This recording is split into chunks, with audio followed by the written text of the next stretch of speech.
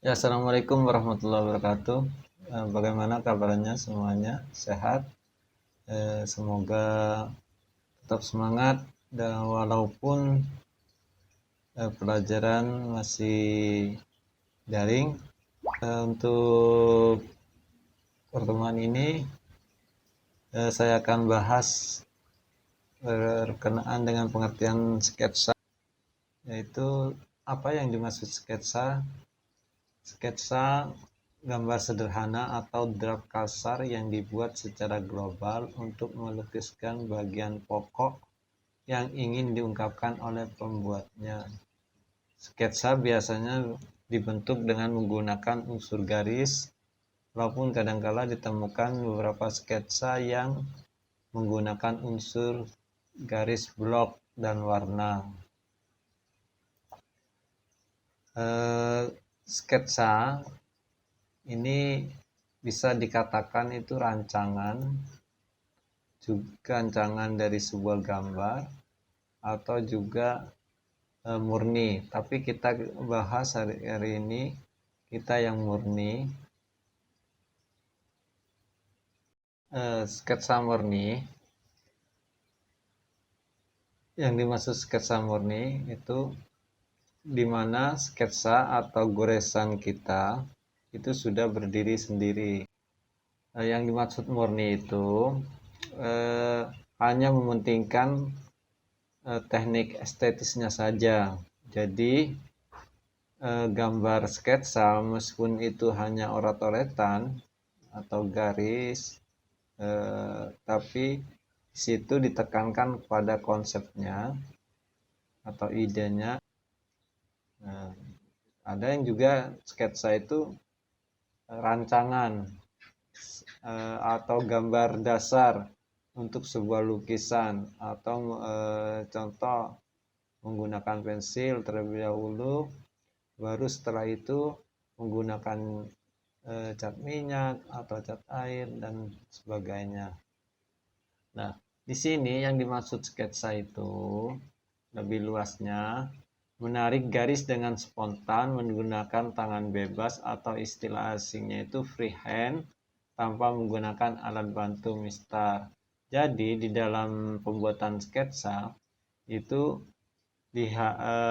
sifatnya spontan. Jadi sekali gores itu sudah jadi, tidak menggunakan penggaris yang saya sudah sebutkan tadi, dan pokoknya hanya menggunakan biasanya itu bisa drawing, bisa tinta Cina menggunakan biting atau lidi itu atau pensil, itu sudah berdiri sendiri. Itu sketsa yang dimaksud sketsa murni.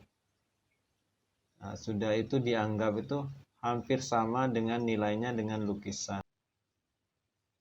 Sedangkan untuk alat dan bahannya sketsa, saya sebutkan yang umum saja, meskipun di mapel pembelajaran itu banyak yang digunakan alat bahannya, tapi saya akan menyebutkan, nanti teman-teman juga bisa mengeksplor tersendiri, juga menggunakan bahan yang lain. Ini hanya saya menyebutkan yang lebih praktis saja, yang lebih mudah digunakan oleh teman-teman. Di sini alat itu mata pena, lidi, pensil. Nah, untuk bahannya itu tinta bak atau tinta Cina atau OI, itu tinta. Sebetulnya ini tinta ini sangat mudah didapatkan di toko-toko alat lukis maupun di peralatan sekolah, itu karena harganya juga stabil, juga murah. Nah, untuk kertasnya itu biasanya menggunakan kertas merang. Kalau tidak tahu kertas merang, teman-teman, itu kertas buram. Itu kenapa harus pakai kertas buram? Karena di sketsa itu eh, kertasnya itu paling tidak itu bisa yang yang daya serapnya tinggi. Jadi kalau bisa untuk sketsa yang murni itu atau yang berdiri sendiri atau goresan goresan teman-teman itu bisa menjadi sebuah karya, itu menggunakan kertas yang daya serapnya tinggi. Nah, contoh kalau kertas tadi udah disebutin, kertas merang atau kertas buram, ya. Juga bisa menggunakan kertas, kalau yang lebih bagus itu menggunakan kertas kasen dan sebagainya. Itu tapi harganya lebih mahal. Nah, untuk selanjutnya jenis sketsa. Nah, jenis sketsa menurut Kusnandi, seorang kritikus seni rupa, mengatakan itu ada dua yang dimaksud dengan jenis sketsa. Yang satu, sketsa sebagai seni murni atau sketsa berdiri sendiri. Yang dijelaskan saya tadi, atau sekaligus sebagai media ekspresi. Jadi kalau yang sketsa yang murni ini sudah berdiri, sudah menjadi satu karya meskipun itu hanya goresan sederhana, tapi menggunakan spontanitas dalam pembuatannya, juga ada ide, ada konsep, itu juga bisa jadi karya meskipun itu hanya goresan. Salah satunya yang sering dilakukan di orang-orang seni rupa itu biasanya itu di pasar, ya, di pasar atau di candi. Kalau di Majenang kan tidak ada candi, juga bisa juga di taman kota ataupun pedesaan atau di sungai dan sebagainya, itu bisa dijadikan objek untuk pembuatan sketsa. Nah, nanti juga teman-teman bisa mengeksplor suasana. Oh, ini sketsa suasananya ramai sepi atau pagi, sore dan seterusnya. Gitu. Nah, untuk yang kedua, jenis sketsa menurut Gus Nadi, sketsa for study. Ya, sebagai media untuk studi bentuk, proporsi, anatomi, komposisi dan sebagainya. Nah, ini yang dimaksud sketsa for study itu bisa juga dikatakan itu pembelajaran, ya, atau kalian belajar membuat bentuk anatomi tangan, badan, wajah saja, itu namanya itu sketsa yang nomor 2. Jadi lebih cenderungnya ke anatomi, pembelajaran membentuk anatomi. Nah, anatomi itu berkaitan dengan proporsi. Semuanya tangan, oh ya, jarinya 5, panjangnya seberapa jari, besarnya seberapa. Oh, ini jari anak-anak, ini jari remaja, oh ini jari orang tua, atau nanti juga jari orang kurus, ini gemuk dan sebagainya. Itu dinamakan pembelajaran anatomi. Ya, situ dua. Nah, lanjut fungsinya, fungsi sketsa. Nah, di sini fungsi sketsa bidang di seni rupa, baik seni murni, lukis, patung, dan seni grafis atau seni terapan, kriya kerajinan, desain grafis, interior, arsitek, bahkan sampai perancangan busana, itu seringkali awalnya itu menggunakan sketsa. Tapi di sini sketsanya itu lebih cenderungnya bukan sketsa murni, tapi hanya rancangan gambar yang akan mau dibuat, gambaran kasar, ya, untuk sebuah karya ataupun gambar. Nah, di sini fungsinya satu, sebagai seni murni Jadi sketsa itu sebagai media studi sudah berdiri sendiri. Ya, jadi udah bisa dikatakan itu karya utuh kalau itu karya seni dua dimensi ya dalam bentuk sketsa. Yang kedua, sketsa sebagai media ekspresi untuk mengungkapkan ide dan perasaan. Sketsa itu juga bisa jadi media di teman-teman untuk menyalurkan ekspresi kalian untuk ide yang terjadi hari ini, perasaan teman-teman atau lagi sedih, lagi bahagia, penyaluran pada gambar. Itu bisa dilakukan. Kenapa? Itu hal yang positif. Ini dalam seni rupa itu manfaatnya juga bisa menyalurkan perasaan teman-teman.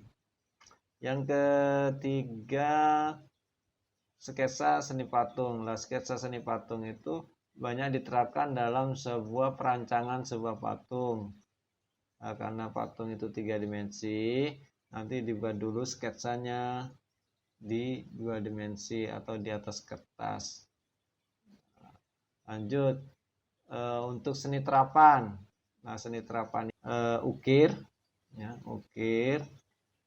Itu digambar dulu, kayunya digambar dulu, baru setelah itu nanti dipahat.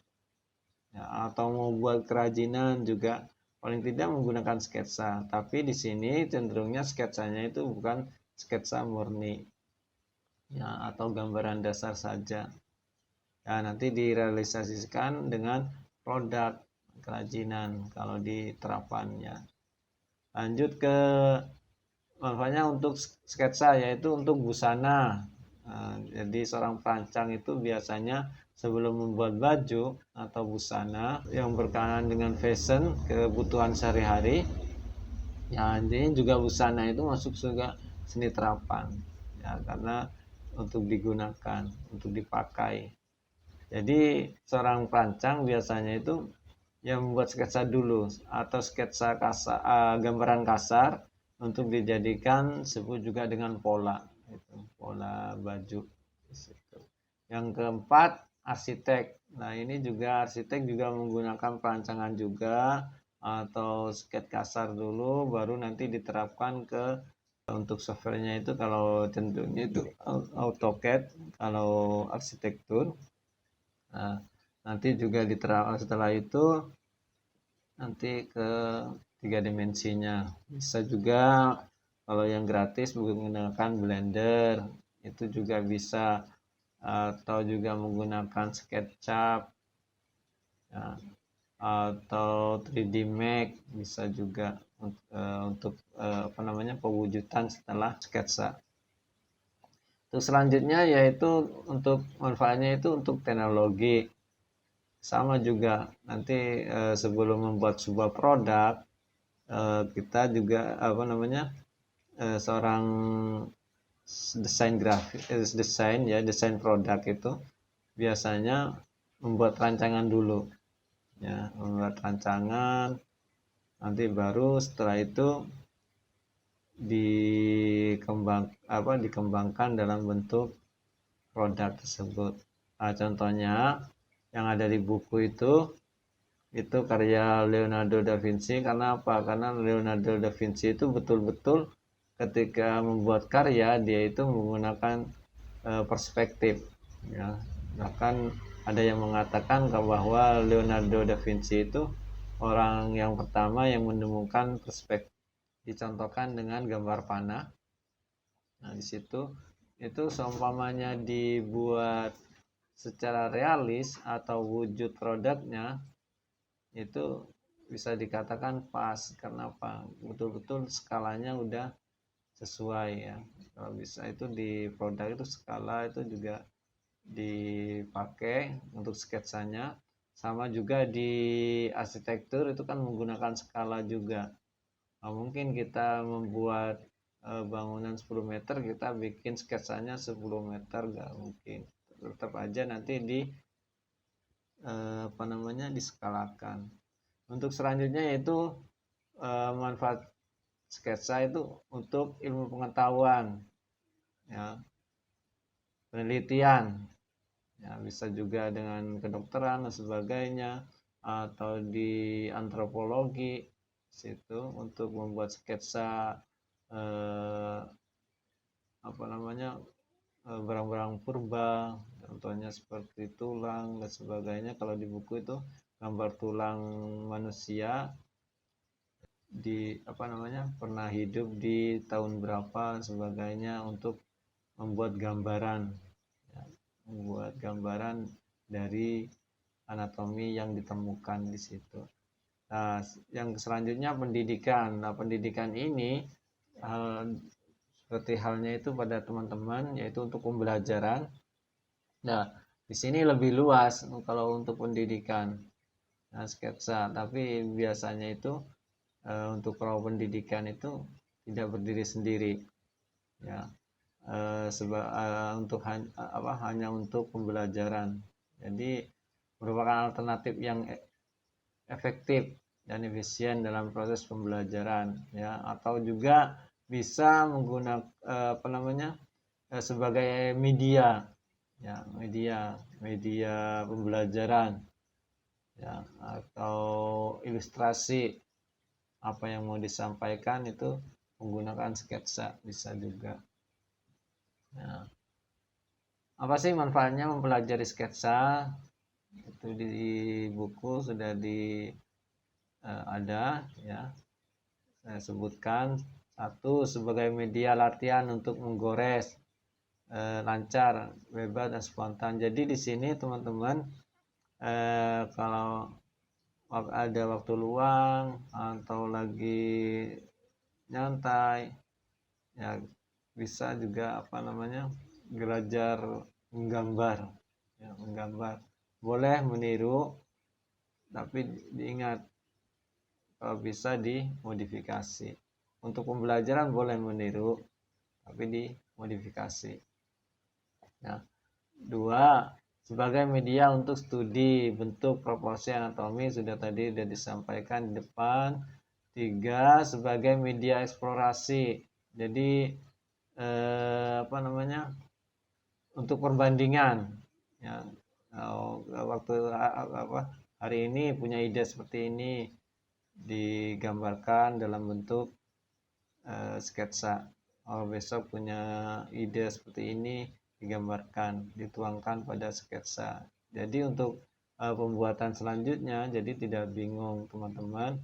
Oh iya, saya punya sketsa, idenya ini udah ada, nanti diambil, tinggal kalian apa namanya teman-teman menerapkan ke patung, animasi, nanti dibuat animasi atau dibuat karakter tokoh, atau juga desain produk tadi sebenarnya.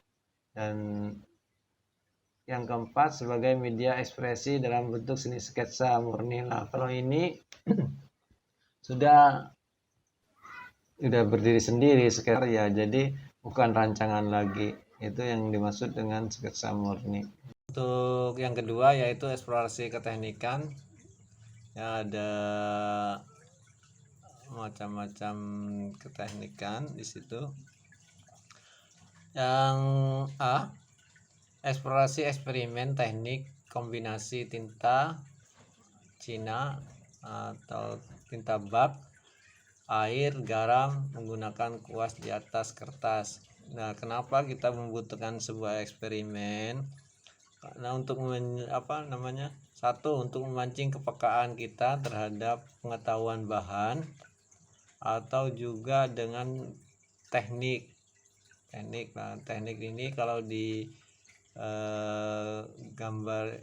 di teknik gambar itu lebih cenderungnya nanti ke sesuatu yang nyaman digunakan oleh teman-teman. Yang kedua, eksplorasi eksperimen teknik garis patah-patah. Nah, ini juga bisa dikombinasikan juga untuk sebagai sebuah eksperimen, juga bisa menggunakan garis tipis semuanya dibuat patah-patah, atau juga nanti tebal tipis ya. Dan bisa juga tebal semuanya atau panjang dengan pendek, itu bisa juga dijadikan sebuah eksplorasi dari sebuah sketsa. Yang ke C, eksplorasi eksperimen teknik penerapan tinta bak atau I di atas kertas merang. Lah jadi kertas merang ini kertas yang abu-abu, sudah disebutkan di atas, itu sebetulnya kertas murah. Karena apa? Karena daya serapnya itu tinggi ya, ketimbang dengan HVS itu kalau di HVS itu daya serapnya rendah, lama, tapi kalau di merang itu cepat. Itu cuman perbedaannya. Nah di sini butuh kecepatan dari teman-teman ketika menggambar cat air di atas kertas merang dan sebagainya. Karena apa? Daya serapnya tinggi ya, jadi memancing spontanitas ya, memancing spontanitas teman-teman untuk lebih cepat menggambar. Yang kedua yaitu eksplorasi eksperimen kombinasi tinta bak dengan minyak tanah. Nah di sini tinta sifatnya itu menolak ya antara tinta dan minyak tanah. Jadi yang ada yang di situ. Jadi lebih cenderungnya nanti seperti gradasi. Karena apa? Sifatnya menolak, itu karena menggunakan minyak tanah. Yang ke E, eksplorasi eksperimen teknik kombinasi tinta bak dengan air menggunakan lidi. Nah ini sebetulnya tidak menggunakan air juga pun tinta bak itu sudah encer ya, jadi tinggal teman-teman nanti ambil lidi, diruncingkan, setelah itu nanti tengahnya itu dibelah. Nah, di sini sebetulnya butuh kekontinuitasan teman-teman menggambar. Kalau masih tahap pertama lidi itu digoreskan, terkadang tidak nempel tintanya. Makanya harus belajar ya. Juga ini butuh ekspresi yang tinggi. Jadi biar tergores itu di situ garis-garis yang kita tuangkan. Selanjutnya yang F ya. Teknik kombinasi tinta bak, air, goresan menggunakan paku dan usapan kain di atas. Jadi di sini atau juga di atas karton putih. Nah ini sistem namanya itu sistem gores ya. Setelah dikasih tinta nanti digores menggunakan paku ya. Tapi kalau kertasnya tipis ya diperhitungkan. Tapi kalau untuk karton yang tebal, jadi tapi diingat juga untuk karena teknik goresan itu kita tintanya harus banyak ya biar terlihat ketika digores itu, atau juga bisa menggunakan cat, itu kelihatan banget goresannya nanti. Yang G, eksplorasi eksperimen teknik kombinasi tinta bak dengan air menggunakan kuas kecil atau nomor 2. Jadi di sini menggunakan selain menggunakan pena, pensil atau drawing, juga itu bisa menggunakan kuas ya. Kenapa? Karena eksplorasi keteknikan, jadi lebih enak menggunakan lidi, pensil atau juga pena. Disitu dicoba semuanya ya, menggunakan kuas 2 yang nomor 2. Selanjutnya yaitu eksplorasi menggunakan tinta bak, juga menggunakan alat kuas yang ukurannya lebih besar atau nomor 6. Nah, bagaimana hasilnya di situ ya, kita bandingkan yang dengan nomor yang 2. Lanjut juga menggunakan bisa yang ke yang I yaitu teknik kombinasi dengan air menggunakan alat kuas besar nomor 12. Hasilnya bagaimana? Nah, kita juga bisa bandingkan, nanti juga bisa merasakan menggunakan nomor 2, kuas nomor 2 atau nomor 6 atau nomor 12 ya. Kalau yang J yaitu eksplorasi eksperimen menggunakan teknik lilin. Jadi lilin dulu digoreskan ke kertas ya, tahapan pembuatannya, nanti baru setelah itu dikasih tinta. Jadi ini tidak ada bedanya dengan teknik seperti di batik ya. Jadi yang ada lilinnya itu ya, jadi terhalang gitu. Jadi yang jadi objek itu nanti lilinnya. Lanjut yang yang terakhir, yaitu eksplorasi eksperimen teknik garis patah-patah. Nah, ini hampir sama dengan yang di atas ya, eksperimen patah-patah ya, tapi bisa dikembangkan patah-patahnya dalam bentuk lingkaran, segitiga, atau lain sebagainya. Itu banyak bidang ya di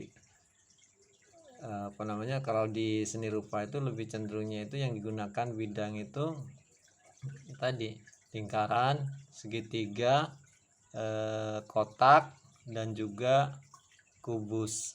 Karena hampir semua benda yang ada di hadapan kita atau di sekeliling kita itu terbentuk dari 4 bidang itu ya. Contoh namanya kendi bisa juga menggunakan bidang segitiga, nanti juga lingkaran, nanti juga kubus ya, nanti itu dijadikan satu, jadilah bentuk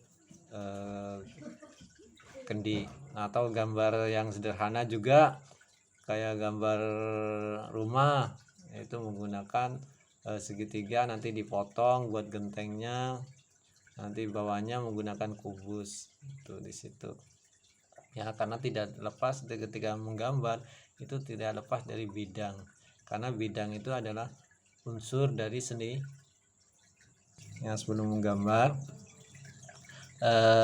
sebelum praktek.